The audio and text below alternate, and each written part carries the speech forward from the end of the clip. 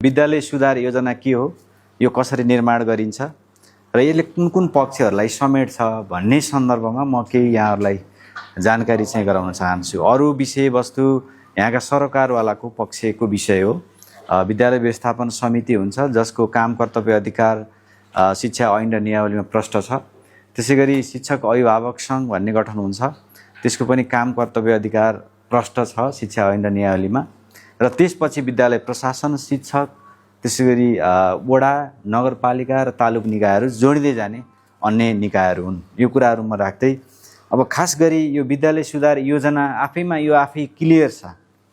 विद्यालयले आफ्ना हरेक पाटाहरूलाई शैक्षिक, प्रशासनिक र अन्य व्यवस्थापकीय पक्षहरूलाई समेटेर 5 वर्षको लागि विद्यालय सुधार चाहिँ निर्माण गर्छ, योजना निर्माण गर्छ।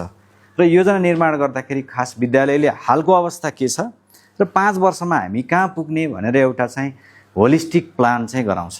त्यसमा शिक्षकको गुणस्तर अभिवृद्धि, विद्यालयको शैक्षिक उपलब्धि, विद्यालयको भौतिक पक्षको सुधार, अभिभावकहरूको चाहिँ सक्रिय सहभागितालाई कहाँ लाने, विद्यार्थीहरूको उपस्थितिलाई कति बनाउने, विद्यार्थीहरूको नियमिततालाई कसरी लैजाने जस्ता विषयवस्तुहरू पर्दछन्।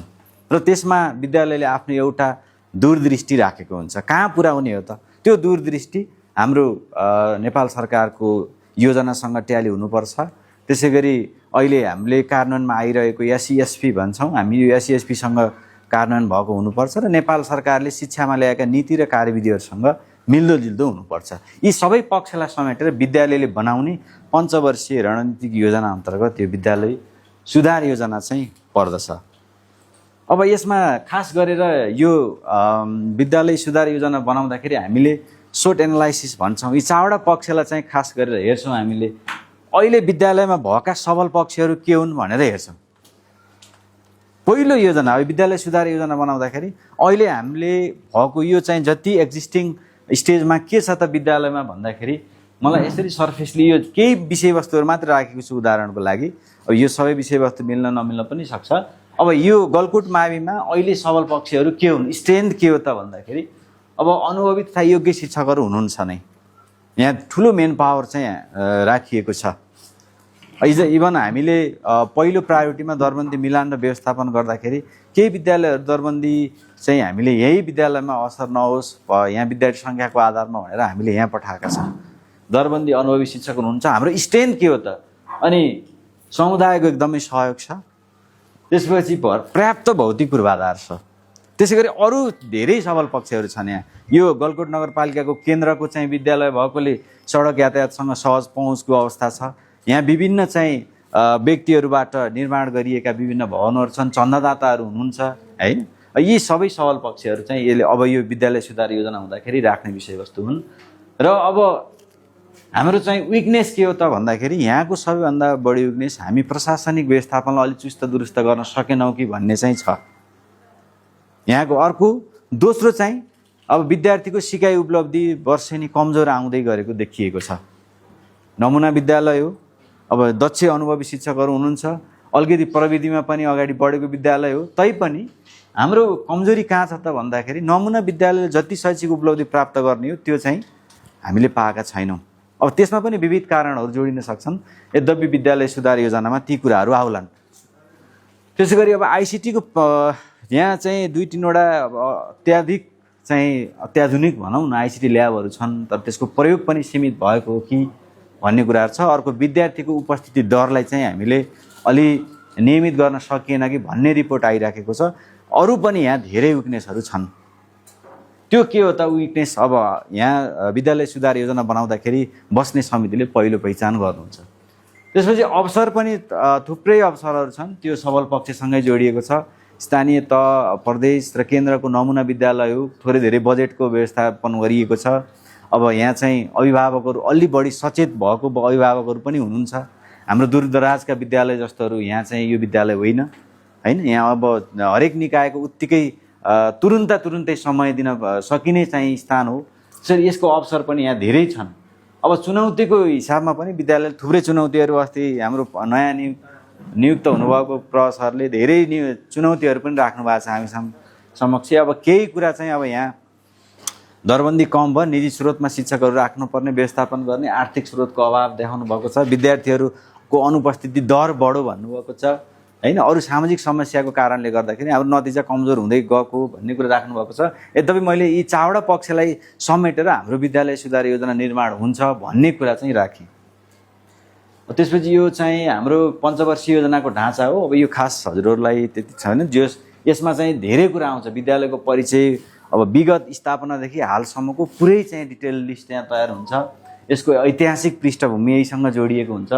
भौगोलिक अवस्था, त्यसै गरी विद्यालयमा रहेको समुदायको बनोट, कस्तो प्रकारको परिवेश छ, यसको क्याचमेन्ट एरिया भन्ने हाम्रो विद्यालयको परिचय खण्डमा आउँछ। र यो खास गरी 5वटा खण्डमा यो विद्यालय सुधार योजनालाई डिभाइड गरेर त्यो अनुसारको काम हुन्छ। यो खास गरेर विद्यालय सुधार योजनामा रहने समितिले अध्ययन गर्नुहुन्छ र यहाँ पछाडि निर्माण भयो भने फेरि डेसिमिनेसन गर्दाखेरि यहाँहरूलाई देखाउनुहुन्छ। अब खास गरी यो विद्यालय सुधार योजनाले 3वटा मात्रै खम्बालाई बढी जोड दिएको भनेको छ। एउटा राम्रो विद्यालय कसरी बनाउन सकिन्छ भन्ने विषयमा, अर्को राम्रो शिक्षण कसरी गराउन सकिन्छ भन्ने, र अर्को राम्रो सिकाइ। यी 3वटा मेन पिल्लरमा चाहिँ यसले काम गर्दछ। विद्यालय सुधार योजनाको मुख्य गरी 3वटा पिल्लर, बेटर टिचिङ, अनि गएर बेटर लर्निङ र बेटर स्कुल, 3वटा पक्षलाई चाहिँ यसले एकदमै राम्रो ढङ्गले हेर्छ। मैले यति नै भने। अब यसमा चाहिँ खास गरी शैक्षिक गुणस्तरका कुराहरू प्रष्ट खुल्छन्। अहिले हाम्रो मानौँ शैक्षिक उपलब्धि दर 30% हो भने मानौँ, हामी पञ्चवर्षीय योजनामा जाँदा 5 वर्षमा हाम्रो शैक्षिक उपलब्धि कति बनाउने भन्ने त्यहाँ प्रष्ट तोकिएको हुन्छ। दोस्रोमा चाहिँ शिक्षक क्षमता विकास। अहिले हाम्रो आइसिटीमा दक्ष शिक्षक कति हुनुहुन्छ, पेसागत विकास अथवा पाठ्यक्रममा कति पोख्त शिक्षकहरू हुनुहुन्छ, उहाँहरू 5 वर्षमा कहाँ पुग्ने, त्यो लक्ष्य निर्धारण गरिएको हुन्छ। त्यसपछि सिकाइ उपलब्धिको कुरा मैले गरिसकेँ। पूर्वाधार सुधारको कुरा हुन्छ। अझै पनि हाम्रा केही पूर्वाधार सुधार गर्नुपर्ने छन् भने केमा गर्ने हो? बाल विकास सिकाइ केन्द्रमा सामग्रीको पहुँच गर्ने हो कि प्रत्येक विद्यालय, प्रत्येक कक्षा कोठाको कुनामा सिकाइ कर्नरहरू बनाउने हो कि हैन? अब प्रत्येक चाहिँ स्टाफ रुममा शिक्षक मेटेरियल सहितको अत्याधुनिक नयाँ स्टाफ बस्ने, त्यहाँ प्रविधिको प्रयोग सहितको स्टाफ कक्ष बनाउने हो कि त्यो योजनामा खुल्छ यो विद्यालय सुधार योजनामा भन्ने कुरा छ। त्यसपछि अर्को विद्यार्थीको सहभागिता। विद्यार्थीहरू हरेक पक्षमा, जस्तै अब दैनिक पढ्ने त उहाँहरूको एउटा चाहिँ पाटो रहिहाल्यो, त्यसको अलावा अतिरिक्त क्रियाकलापमा कति सहभागिता आउँछ विद्यार्थीहरूको, त्यसै गरी खेलकुदको क्षेत्रमा कति जान्छ, र अन्य विभिन्न विद्यार्थीहरूले सहभागी गर्ने क्षेत्रमा हाम्रा विद्यार्थीहरू कति कुन क्षेत्रमा सहभागी हुन्छन् भन्ने कुरा विद्यालय सुधार योजनामा रहन्छ। र समुदायको सहयोग, विद्यालय व्यवस्थापन समिति र शिक्षक अभिभावक सङ्घ भनेको यो विद्यालय सुधार योजनाका मुटु हुन्। उहाँहरूको चाहिँ सहयोग, उहाँहरूको निरन्तर प्रयास बिना विद्यालय अगाडि बढ्न सक्दैन। सँगसँगै अभिभावकहरूलाई उहाँहरूले जोडेर जान सक्नुपर्छ। विद्यालयले कसरी ती अभिभावकहरूलाई जोड्न सक्छ त? जस्तै यहाँ पनि प्रयास गरिराख्नु भएको छ। अब अभिभावकहरूलाई निरन्तर बोलाउने, विद्यालयका समस्याहरूबारे जानकारी दिने, प्रत्येक कक्षामा पढ्ने विद्यार्थीको शैक्षिक उपलब्धिबारे विद्यार्थीहरूलाई जानकारी गराउने। अहिलेको पाठ्यक्रम कस्तो बनेको छ भने प्रत्येक एकाइमा विद्यार्थीले के सिके भनेर अभिभावकहरूलाई बुझाउनु पर्ने छ कि। त्यसपछि अभिभावकहरूलाई सुधार, तपाईँले यो सुधार गर्नुहोस्, हामीले यो सुधार गर्छौँ, विद्यार्थीले यो सुधार गर्छ भनेर निर्धारण गर्नुपर्ने हुन्छ। ती कुरा पनि यो विद्यालय सुधार योजनामा खुलेको हुनुपर्छ भनेको छ। त्यही भएर हामी समुदायको सहयोग अथवा अभिभावकहरूको सहयोग पनि यसमा विद्यालय सुधार योजनामा अमूल्य रहने गर्दछ। र त्यसपछि भूमिका र जिम्मेवारीमा खास गरी यो विद्यालय सुधार योजना बनाउनको लागि 6 सदस्यीय चाहिँ समिति रहन्छ। अब त्यो त समिति मात्रै हो, तर सुझाव सङ्कलन आजबाट सुरु भयो। आज पनि यहाँ धेरै राजनीतिक दलका प्रतिनिधिज्यूहरू हुनुहुन्छ हैन, अभिभावकज्यूहरू देखेको छु, विद्यार्थीहरू देखेको छु। अब उहाँहरूबाट कस्तो प्रकारको सुझाव आउँछ त्यसलाई हामीले पहिलो दस्तावेजको रूपमा विद्यालय सुधार योजनामा राख्नुपर्दछ। आज पनि धेरै कुरा आउँछन्। गलकोट माध्यमिक विद्यालयको विगतदेखि वर्तमानसम्मको अवस्था के थियो, कस्तो छ, यहाँका भएका शैक्षिक प्रशासनिक कमजोरीहरू के हुन्, के सफल पक्षहरू हुन् हैन, सुधार गर्नुपर्ने पक्ष के हो, यी विषयमा आज धेरै सुझावहरू सङ्कलनहरू चाहिँ हुन्छन् जस्तो लाग्छ मलाई। त्यसपछि उहाँहरूले अभिभावकहरूलाई बोलाउनुहुन्छ, अभिभावकहरूको अपेक्षाका कुराहरू राख्नुहुन्छ, विद्यालयबाट अभिभावकहरूले के अपेक्षा गरिराख्नु भएको छ ती कुराहरू चाहिँ अभिभावकबाट लिनुहुन्छ। त्यसपछि विद्यालय व्यवस्थापन समिति, शिक्षक अभिभावक सङ्घले बसेर संयुक्त बसेर विद्यालयमा भएका विभिन्न समस्याहरूलाई कसरी उजागर गर्ने, कसरी समाधान गर्ने भनेर चाहिँ उहाँहरूबाट छलफल हुन्छ। शिक्षक स्टाफको बैठकमा बस्नुहुन्छ, शिक्षक स्टाफका समस्या के हुन्, उहाँहरूको अपेक्षा के हो, विद्यालय कक्षा कोठाको भित्रको टिपिकल समस्या अझ शिक्षकहरूलाई थाहा हुने भएकोले उहाँहरूबाट पनि थुप्रै चाहिँ सुझावहरू सङ्कलन हुन्छन्। त्यसै गरी विद्यार्थीहरूमा जानुहुन्छ, विद्यार्थीहरूले चाहिँ थुप्रै समस्याहरू फेस गर्ने अझ विद्यार्थी हो।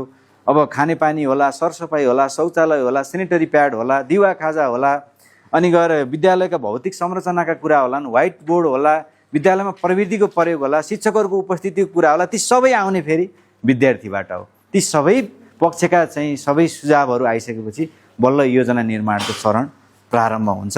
ती सबै समेटिएर यो विद्यालय सुधार योजना बन्छ र यसमा खास गरी विद्यालयको प्रले चाहिँ यसको लिड गर्नुहुन्छ। विद्यालयको प्र चाहिँ यसको संयोजकको रूपमा तोकिएको छ। विद्यालय सुधार योजनामा प्र चाहिँ संयोजक हुन्छ। त्यसै गरी स्थानीय तहको एकजना प्रतिनिधि रहनुहुन्छ यसमा। अब हामी उहाँहरूलाई प्राविधिक रूपमा अब मन्त्रालयदेखि तलसम्मका के छ नीतिगत व्यवस्था, कसरी जाने, त्यसको टेक्निकल चाहिँ पाटो हामी पनि हेर्छौँ, उहाँहरूलाई सहयोग गर्छौँ।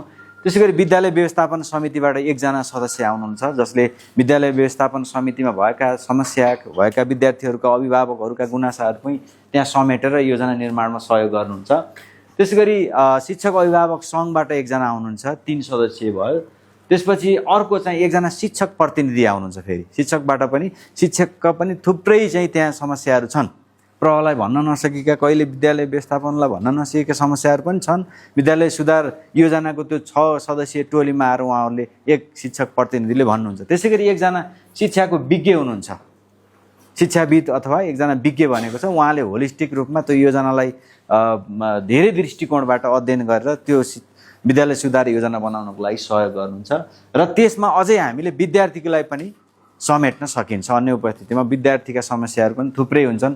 अहिले त हामी बालमैत्री स्थानीय शासनयुक्त नगरपालिकाको घोषणा गरेर 23औं वर्षमा पनि छौँ। भनेको विद्यालय व्यवस्थापन समितिको बैठकमा अनिवार्य रूपमा एकजना छात्र र एकजना छात्रा सहभागिता बनाउने त्यो 51वटा सूचकमा छ। भनेको विद्यालय सुधार योजनामा पनि एक छात्र र एक छात्रा अनिवार्य हुन्छ। उहाँहरूले के गर्नुहुन्छ भने विद्यार्थीमा परेका सबै समस्याहरूलाई चाहिँ त्यहाँ राख्नुहुन्छ र यसरी विद्यालय सुधार योजनाको निर्माण हुन्छ। र यो पञ्चवर्षीय भएकोले 5 वर्षलाई निर्माण हुन्छ, तर वार्षिक रूपमा अद्यावधिक हुन्छ।